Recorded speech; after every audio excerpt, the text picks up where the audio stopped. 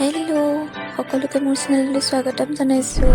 আজি এটা কমলা কেকৰ ৰেচিপি লৈ আহিছোঁ, সকলোৱে চাব। সকলোৱে আমাৰ বাৰীতে আছিলে কমলা, আৰু এটা ছিঙি লৈছোঁ। আপোনালোকে কিনা হওক লৈ ল'ব, ভালদৰে ধুই ল'ব। তাৰপাছতে ধুনীয়াকৈ পিহনা এখনেৰে পিহি পেলাই অলপ বাকলি অলপ ৰাখি ল'ব। বাকলিটো অলপ বাকলি দিলে তাৰ ফ্লেভাৰটো বহুত ধুনীয়া আহে। তাৰপিছতে মই ধুনীয়াকৈ কমলাটো এতিয়া চেপি ল'ম, ৰসখিনি উলিয়াই ল'ম। সম্পূৰ্ণকৈ এটা কমলা লৈছোঁ মই, ৰসখিনি উলিয়াই লৈছোঁ।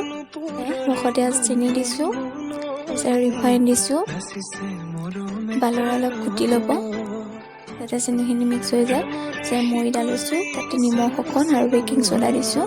কোনো ধৰণে ডিম ব্যৱহাৰ কৰা নাই। ভালদৰে চালি ল'ব একদম মিহি হ'বৰ কাৰণে। তাৰপিছত এই গোটেইখিনিতে আমি যিখিনি বাকলি ৰাখি লৈছিলোঁ, সেইখিনি পিহনাৰে পিহি লৈছিলোঁ, সেইখিনি দি দিছোঁ।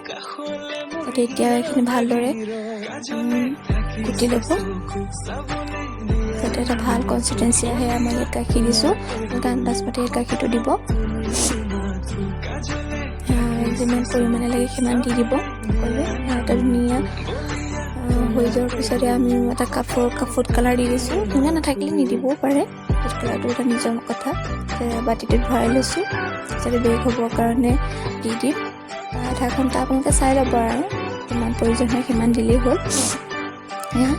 বহাই দিলে হৈ গ'ল আমাৰ কেক, কমলা কেক। কোনো ধৰণৰ কণী ব্যৱহাৰ নকৰাকৈ বনোৱা কমলা কেক।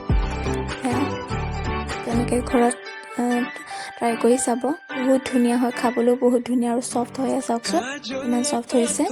তেনেকৈ এবাৰ ঘৰত বনাই চাব আৰু কেনেকুৱা পালে জনাব দেই। ভিডিঅ'টো চোৱাৰ বাবে অশেষ ধন্যবাদ। Thanks for